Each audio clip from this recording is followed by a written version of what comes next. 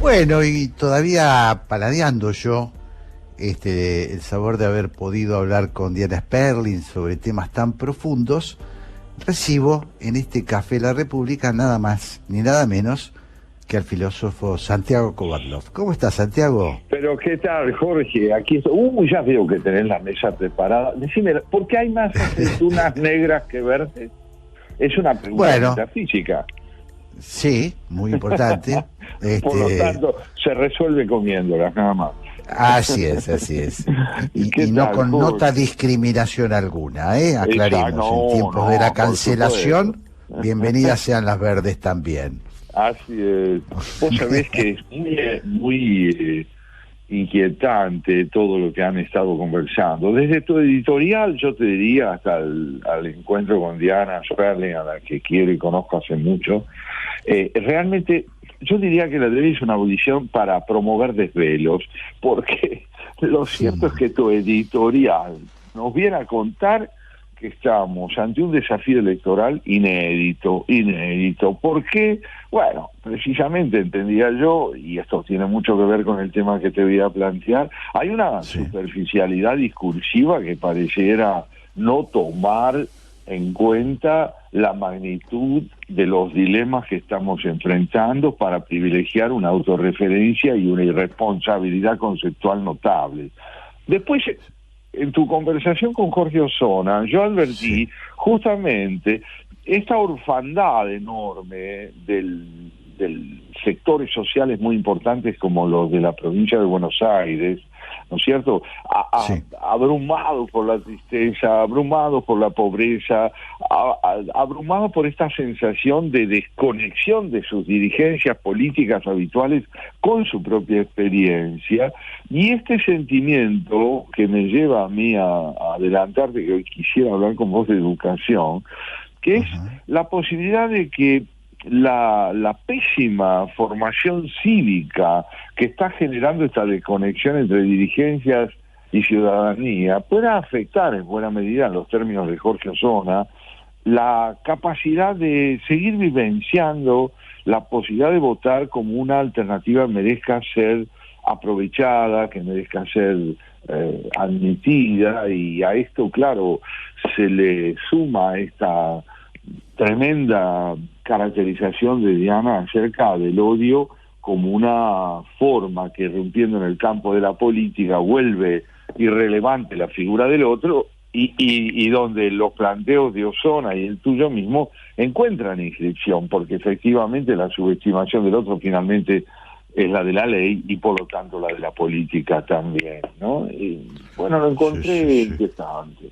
Sí, me parece muy conducente lo que decís, porque finalmente cuando uno trata de separar lo importante de lo superfluo, llega a la conclusión de que tenemos una cuestión de base muy importante, y esa cuestión de base podría estar sintetizada en la educación que damos y en la educación que recibimos, ¿no? Me parece fundamental lo que vos sugerís, porque, bueno, estas carencias desde el punto de vista del deber cívico, esta desconexión de dirigentes con la realidad palpable, digamos, no hace falta ser un estudioso, aunque yo decía, ¿no? De vez en cuando ir a una librería y buscar a alguno de los autores que están trabajando estos temas no le vendría mal a la política. Sí, exactamente. No, porque viste que hay, digamos, nosotros, vos y yo, que tenemos, bueno, la sana costumbre, creo yo, de buscar bibliografía, nos sorprendemos cuando vemos que lo que va pasando ya está dicho. Fíjate que vos estás promoviendo un hábito, acaso algo desdibujado, pero imprescindible, en relación a las dirigencias políticas y a quienes aspiran a representarnos dentro de un sistema, que es la lectura entendida como posibilidad de reflexionar, de pensar, de abandonar el campo de las consignas, de limitar el discernimiento a las impresiones puramente sensibles que se recogen a través de una encuesta. Yo creo que la crisis educativa y que bien subrayada está en el centro de todo este problema, es la crisis de una formación que permita saber si contamos o no con recursos cívicos para poder reconstruir el tejido de estas democracias que, tal como las escribías, se ven de pronto amenazadas por las autocracias que aspiran a prosperar eternamente en desmedro de la ley y de los sistemas de convivencia, y que nos llevan a nosotros a preguntarnos, me parece, Sí. ¿cuáles son los contenidos que hoy están ausentes en la educación? ¿Qué es lo que ha permitido, y el 11 vamos a celebrar el Día del Maestro, fíjate vos, Sí. qué es lo que ha permitido que la educación argentina, que era esencialmente forjadora de identidades cívicas y personales ricas en favor de un concepto de desarrollo y convivencia, se haya transformado en el lodazal que es hoy, donde realmente las figuras del maestro y del alumno están por entero desdibujadas y puestas al servicio muchas veces por quienes tienen la responsabilidad de enseñar en pretextos para el ejercicio de proyectos doctrinarios que solo piden sumisión. Claro. Y cómo hemos abandonado, ¿no? A quienes fueron en la Argentina constructores de lo más importante que tenemos.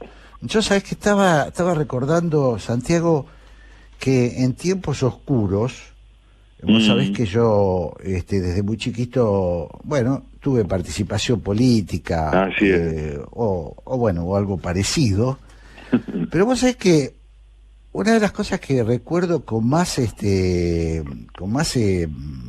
bueno, como más rescatable, es que el 11 de septiembre, durante la dictadura, cuando era muy difícil moverse, salir, para quienes hacían política, vos sabés que había un puñado de gente que organizaba un homenaje a Sarmiento que se hacía todos los 11 de septiembre en clandestinidad, ahí en el monumento que estaba, creo que en el Parque 3 de Febrero. Claro. Y se iba, y aunque sea me parece un símbolo de cómo se resistió, o hubo un intento de resistir esta degradación de una cultura que estaba muy, muy presente en Argentina, y que quizás es la que ha permitido que todos nosotros recibamos la educación que recibimos,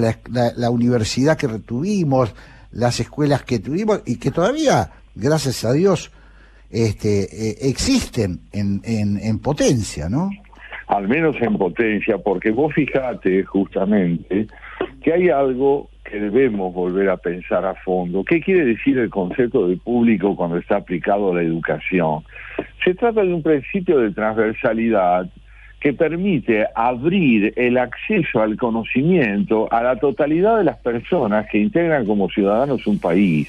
Entonces, sin que esto que digo vaya en desmedro de la educación privada, la cual tiene sus méritos innegables, no me queda más remedio que preguntarme si la educación privada no se parece a los barrios cerrados también, en el punto en que se trata de recursos alternativos generados por el fracaso de algo que democráticamente es infinitamente más sugestivo, porque pública no es la educación que nosotros podemos considerar como el reverso de lo privado, sino el punto donde lo privado, lo particular, lo personal y lo social convergen.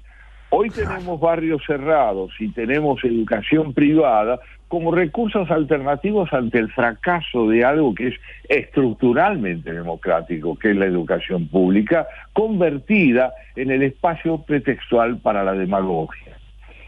Impresionante, muy interesante lo que decís, ¿no? Me estaba acordando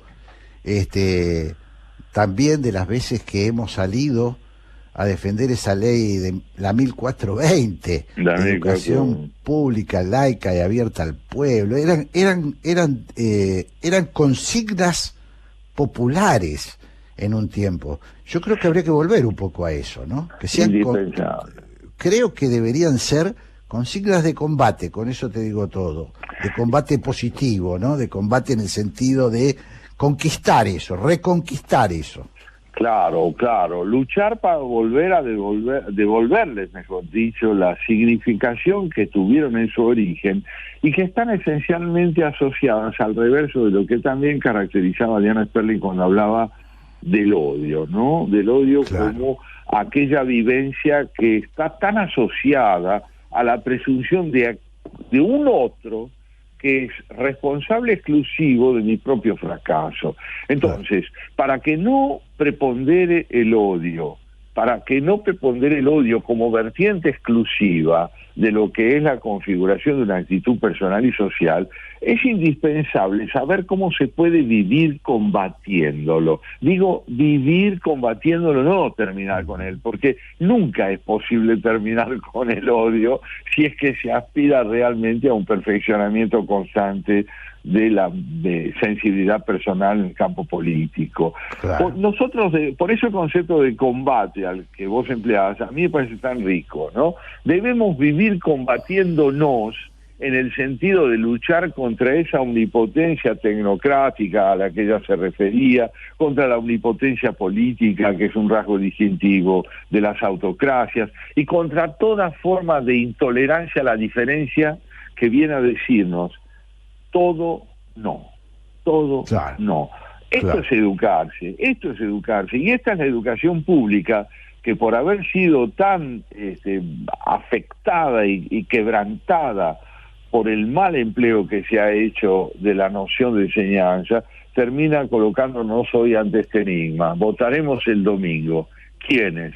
Ciudadanos con convicciones democráticas, sectores que están decepcionados de la política, o no votarán quienes ya no creen que la política represente una alternativa rica o posible para su propio desarrollo. Excelente, Santiago, tu remate, y si te parece, escuchamos un poquito de música y volvemos sobre este tema que nos interesa. Fundamental, claro que sí.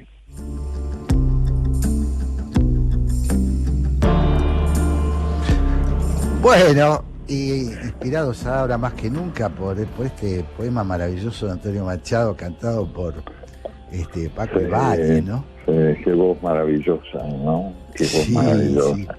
Sí. Realmente, y decís bien, inspirados más que nunca, porque en un punto yo no tuve la suerte de conocerlo personalmente a Paco Ibáñez, pero sí a quien fue muy cercana a ella, que fue Dina Roth. Y Dina Roth me contaba el esfuerzo educativo permanente en el que se encontraba Paco Ibáñez, que era un hombre que no confiaba nunca en el conocimiento suficiente de su voz y se empeñaba permanentemente en explorar nuevos recursos que le permitieran redescubrir cuáles eran las tareas que él debía llevar adelante para que su voz no decayera, atrapada en una confianza desmedida por un saber presunto acerca de cómo se canta. Y esto viene muy a cuento de lo que es la educación, ¿verdad? Es muy, muy importante. La educación pública, en el sentido más hermosamente democrático del término, creo yo, Jorge, que es la que permite entender cómo se habilita a un alumno para que, valiéndose de los recursos que la época le brinda en el orden tecnológico y en otros órdenes complementarios, pueda ir descubriendo cómo acercarse a sí mismo como protagonista y como persona capaz de comprender que la educación debe estar al servicio de una conciliación básica, a mi modo de ver. A ver qué te parece. ¿Qué es esto? A ver. La conciliación entre el derecho a ser sujeto, es decir, a desplegar mis intereses, y la posibilidad de inscribir ese derecho en el marco de una convivencia crecientemente solidaria, crecientemente complementaria con los demás. Interesante. Derecho y obligación, ¿no? Ahí volvemos a la ley. Claro. Muy interesante, ¿no? Muy interesante. Para mí, supongo que para vos también, Santiago, la educación pública es una marca de origen que tenemos, entre otras razones, porque nosotros vivimos en un país, no hace tanto, vivimos en un país donde ir a la escuela era también ir a la escuela con el otro, y el otro era el cualquiera, era el vecino pobre, el rico. Hubo un tiempo en la Argentina que la educación era eso, y que incluso cuando nosotros nos quejábamos porque llegaba poca gente a la universidad, llegaba gente mucho más, de mucho menos recursos que la que puede llegar hoy a la universidad. Este país fue en ese sentido precursor. Ahora, sí. ¿en qué no? Digo que si esto fue así, si Argentina fue precursor y fue vanguardia en América, y aún te diría en muchos sentidos en el mundo, acerca de lo que significa educar como construcción de subjetividad personal y solidaridad colectiva, al mismo tiempo uno se pregunta cómo es posible que la política no comprenda que si vacía a la educación de contenidos en favor de un concepto del poder que no tenga como referencia esa construcción de ciudadanía, ¿cómo es posible entonces que la política pueda pretender que una sociedad desguarnecida desde el punto de vista cultural y educativo pueda sostener un sistema democrático que exige tanta sensibilidad y tanto compromiso con esa doble responsabilidad de ser persona y ser ciudadano? Entonces, claro, hoy asistimos a esto que vos planteabas en tu editorial. Si vos decías, me parece que lo decías en ese sentido, que estamos frente a un desafío electoral singular, inédito en la historia de la Argentina, porque se ha radicalizado la oposición entre educación y ciudadanía. Totalmente. Y bueno, el episodio ese tan penoso, esa pequeña muestra de grosería que vivimos con la maestra matancera, que sí, en este caso yo diría que la maestra es lo de menos. Lo más grave ha sido lo que expresó y lo que, sobre todo, el pronunciamiento del presidente de la Nación. Yo creo que eso fue lo que más nos golpeó. Yo ya ni siquiera voy a decir, me indignó y me golpeó. Claro. Porque quiere decir que hay gente que cree que eso es un avance, que ese atropello de una persona que se supone que está ahí para guiar un intercambio de ideas y hacer pensantes, hacernos más pensantes, se redujo a ese episodio tan triste, no tan penoso, de alguien desquiciado, tratando de cerrarle la cabeza, no de abrirle la cabeza, de cerrarle la cabeza a sus estudiantes, ¿no? Sin olvidar la magnitud de la investidura presidencial como rasgo distintivo de aquel que se pronunció viendo un formidable debate donde solo había violencia locutiva, violencia retórica. Claro. Sin olvidar eso, esa caracterización de lo que ocurrió en esa clase por parte del presidente de la República es también la caracterización de un profesor, porque este señor que gobierna la Argentina dice ser un profesor universitario, un hombre que enseña. Ahora, si yo puedo defender un criterio devastador del encuentro entre mi palabra y la de mis alumnos, donde el rasgo dominante es la exclusión de la posibilidad de ser debatido, discutido o sujetado, digamos, al campo de la interlocución dialógica, viene de alguien que es profesor en la universidad. Claro. Entonces, frente a qué estamos, es una doble deserción.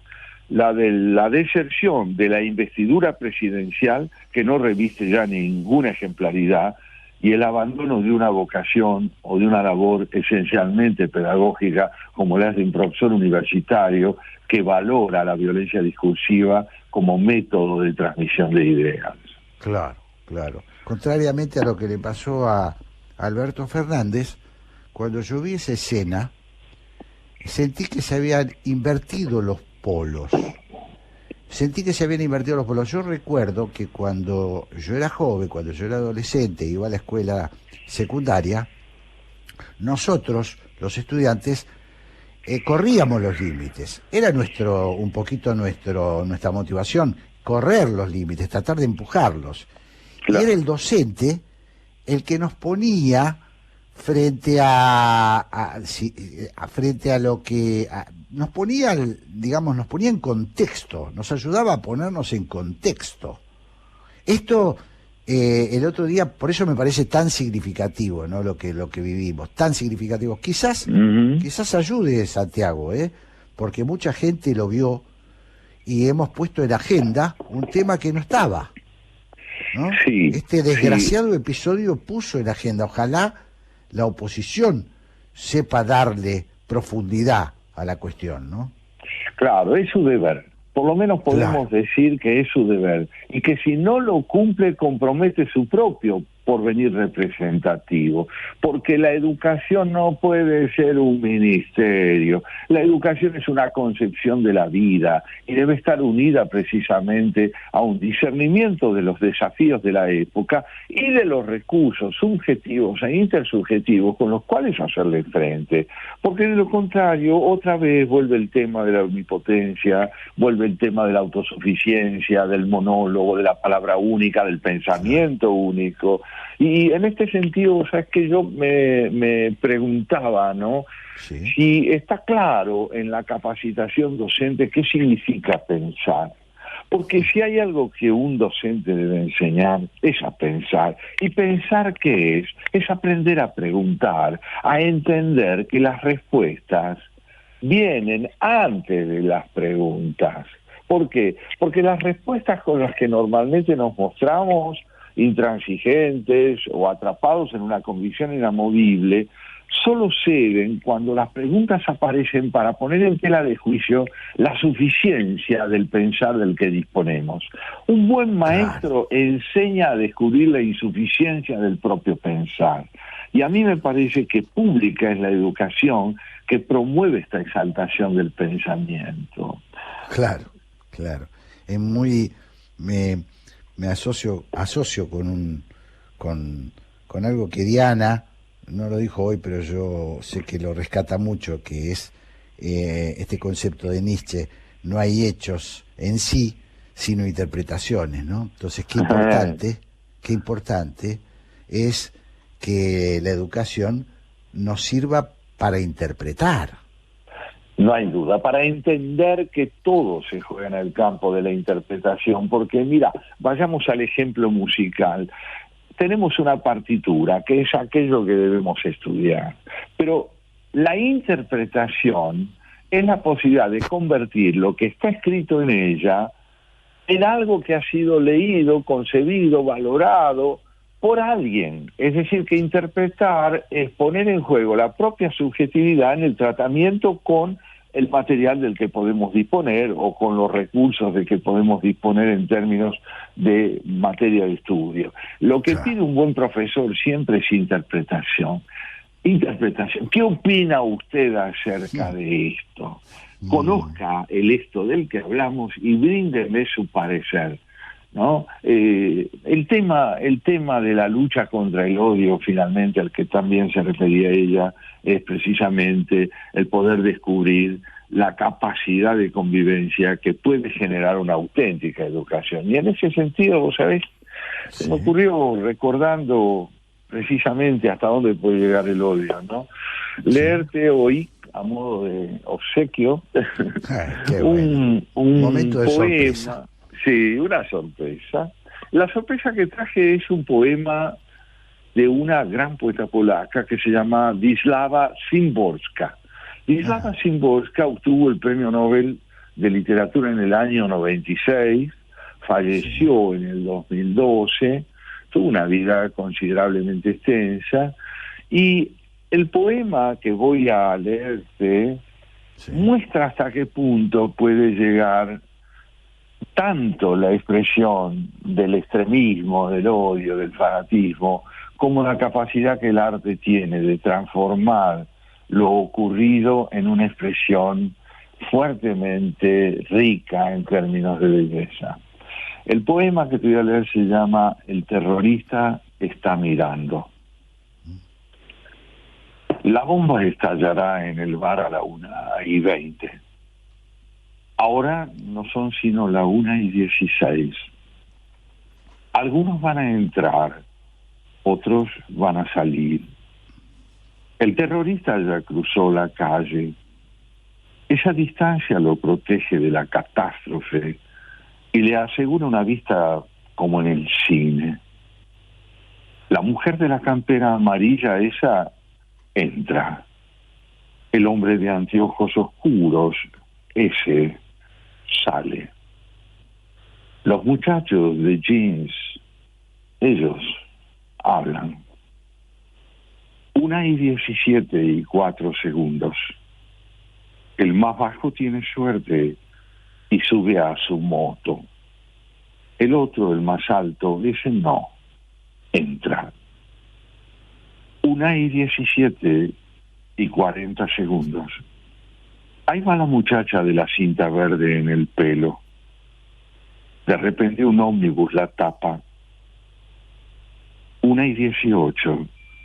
La muchacha desapareció. Si fue tan estúpida como para entrar o no, lo veremos luego cuando la lleven afuera. 1:19. Nadie entra. Pero uno sale gordo y calvo. Sin embargo, como si buscara algo en los bolsillos, a la 1:20:10, él vuelve por sus viejos guantes gastados. 1:20. El tiempo, cómo se alarga. Será ahora, no todavía. Ahora la bomba estalla.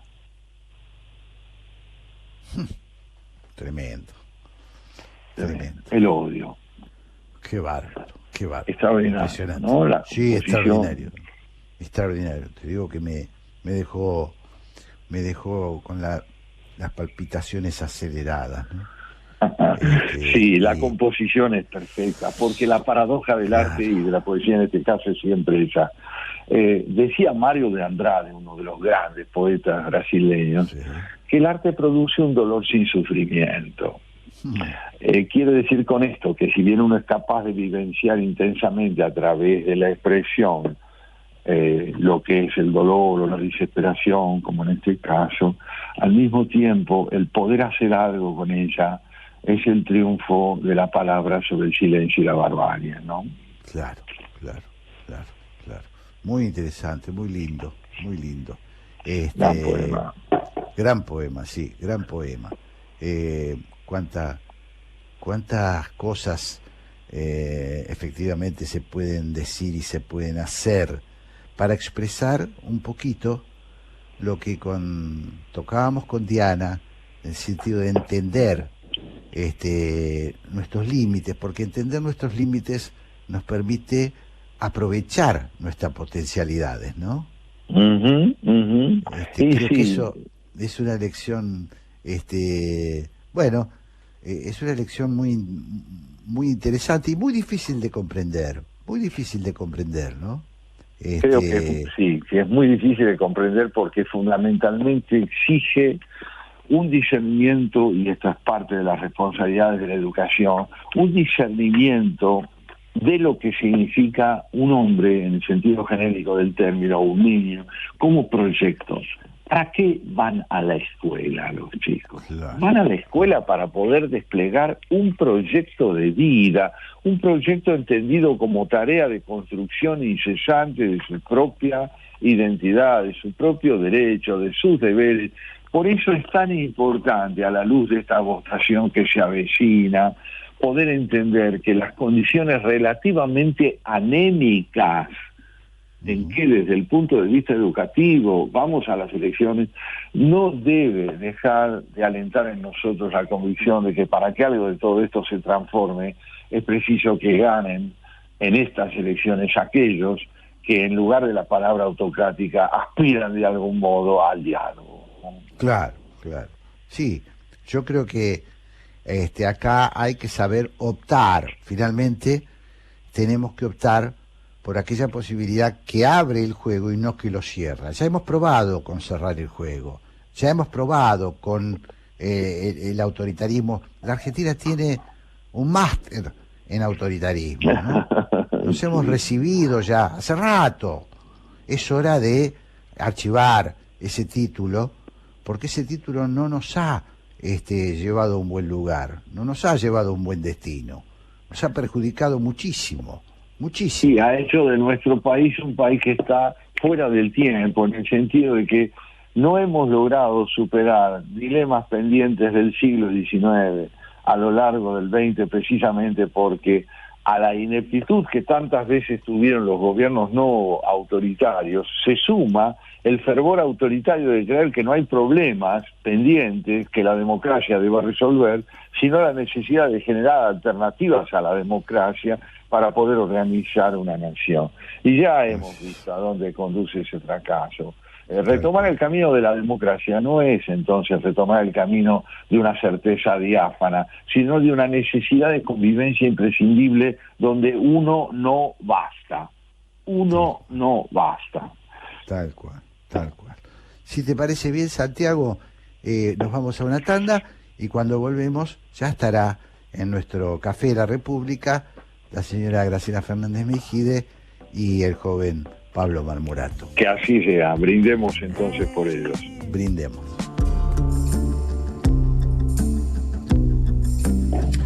Bueno, y aquí estamos en este maravilloso café, recibiendo a Graciela Fernández Mejide y a Pablo Marmorato. ¿Cómo les va?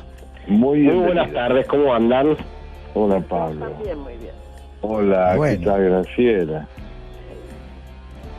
Gozando de un solcito que los está esperando afuera. Sí, muy lindo día, un día primaveral. Sí, la verdad es que sí.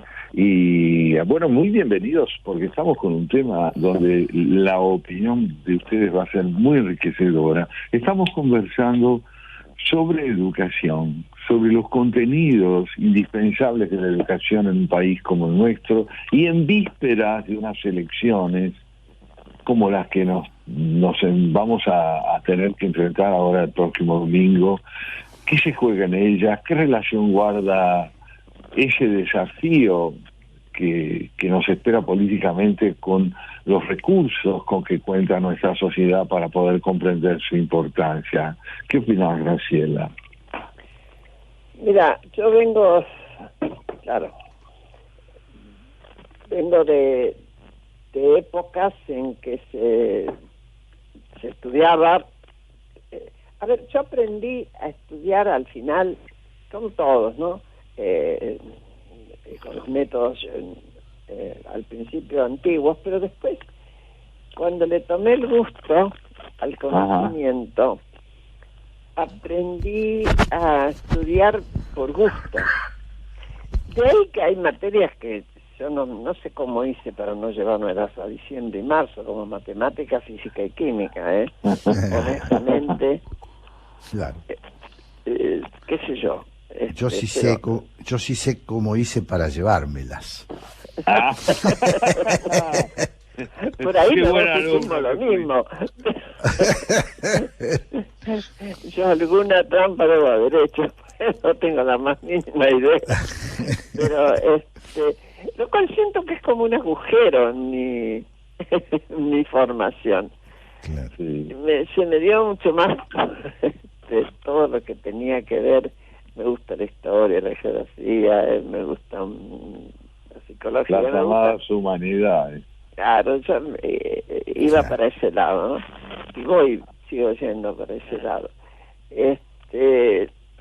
Y qué sé yo, me parece que la educación, tal y como yo la recibí, o como ustedes, a lo mejor ustedes la recibieron mejor, Claro. hoy por hoy ya no tiene sentido de la misma manera. Claro que no, pero lo curioso es que, fijémonos en esto, se vota en las escuelas. Sí. Interesante. Se vota Claro, en las escuelas. un dato, ¿no? Un dato, ¿no? En la mayor parte de los lugares se votan las escuelas, así es. Así es. Cierto. Y Bueno, eso habla también de lo que la educación significa diseminada a lo largo y a lo ancho del país, ¿no? Es el lugar de encuentro también para el acto cívico, ¿no? también para el acto cívico. Mira, yo hoy voy a tener invitado en el programa, uno de los invitados es Pablo Gerchunov. Sí. Vamos a hablar mucho Claro. sobre su libro último que es La moneda en el aire. La moneda en el aire, que es impresionante, así como, por lo menos para mí, Sí, cómo sí, me sí. ubicó en todo esto. Y sí, bueno, entre otras cosas, él destaca esa posibilidad de Argentina de darle impulso a la educación antes que muchos otros países, incluso que algunos países europeos. Sí, sí. Ahora, vos dijiste la palabra votar, y y yo conecto estrictamente, sí, del tema votar con las escuelas, entre otras cosas. Y hoy me preguntaba, si yo tuviera que armar un gabinete, ¿a quién pondría? Mm. Y en educación me apareció inmediatamente Guillermina Tiramonti, ¿no? Claro, claro. Por las claro. cosas que dice y por cómo lo dice, y la energía que pone, etcétera, etcétera. Entonces yo pienso, es el tipo de gente que va a ir a votar, además de lo que tenga que ver con la educación, pero que la actitud tuya es ejemplo y tiene que ver con la educación. Cuando uno es maestro o lo que fuera, va a ir a votar aunque no tuviera ya necesidad de hacerlo. Yo personalmente voy a ir a votar y ya hace 20 años que no estoy obligada. Claro, no estás obligada por la ley, pero estás obligada por tu sensibilidad cívica. Exactamente. Y no puedo dejar de ir a votar. Me Sí, entusiasme sí, sí. más o menos el momento. Sí, sí, sí. Mira Bueno. qué interesante. Tal cual, yo creo que incluso esto es importantísimo que se lo digamos a los ciudadanos, ¿no? La mejor forma de dejar que otros hagan por nosotros es caer en el escepticismo y no ir a ejercer el derecho que tanto nos costó reconquistar, ¿no? Aunque no nos guste, aunque no nos gusten los candidatos, aunque vayamos a protestar, pero vayamos. Sería un gran retroceso que no Claro. vayamos. Tenemos un ejemplo, mira, Sí, de Kabul, en Afganistán. sí, Sí, Las mujeres están protestando y ya viendo que están perdiendo derechos. Y acá las mujeres empezamos a votar sí, con la incorporación de derechos. claro. Es decir, sentimos que era una incorporación de derechos. Y no estoy hablando solamente del año 49, que fue cuando votamos masivamente todas, así es. Sí, sino que la primera vez que se votó en la Argentina fue en el año 1929 en San Juan. Que Sí, votaron las mujeres, perdón. Sí, claro, claro. claro. En San Juan. Sí, sí, sí, sí. Después, al año siguiente, hubo un golpe y bueno, quedó en la nada. Hasta Fíjate. Lo que interesante es esta idea de que el derecho encarnado, el derecho metabolizado por la propia sensibilidad, termina por ser ya no un recurso solamente objetivo del que dispongo, sino un elemento que constituye tu identidad de persona. Entonces, vas a ejercer tu derecho como quien ejerce su derecho a la existencia, ¿no? Claro, tal cual, tal cual, tal cual. así es. Siento Sí. que tengo más derecho a poder quejarme después si no me gusta. Tal Claro. cual, tal cual. Bueno, es una de las formas de nuestra participación. Una Sí. de las formas más importantes de nuestra participación. Más Por supuesto que no se puede limitar solo al claro. voto. Pero el No, voto es lo perfecto. mínimo. Lo voto es lo mínimo que tenemos que hacer si queremos modificar las cosas, ¿no? Además, Claro. la sociedad nuestra es demandante. Tal cual. Fíjate Tal vos, cual. todas las últimas escenas, poner las piedras por los Impresionante. Tremendo. de COVID, está haciendo, es una demanda. Es una demanda, Además de sí. un recuerdo, es una demanda. Y Tal empiezo cual. por lo más reciente, pero Sí, sí. es una sociedad demandante que además a veces pierde de vista que cuando hay una demanda también hay una obligación. Claro. Perfectamente. Es decir, Bueno. no nos roben las piedras, dicen Así es. en las manifestaciones, digamos, no nos roben el derecho, no nos Ah, roben bueno. la democracia, no nos roben la posibilidad de buscar y de alentar una convivencia que no esté asentada en un verticalismo excluyente, ¿no? Así es. Bueno, querida Graciela, Así que me van querido a tener Pablo, el domingo que viene. votando. nos vamos a encontrar el domingo que viene, Así ya es. seguramente habiendo Bueno. votado o yendo a votar. ¿eh? Oyendo a Habremos. votar. No sé Les si- deseo un muy yo buen sabré encuentro con Gershunov. Buen programa, gracias. amigos. Buen programa. Hasta pronto. Chao, Hasta chao, pronto, chao un Santiago. beso a cada Hasta uno. luego. Igualmente. Adiós. Adiós.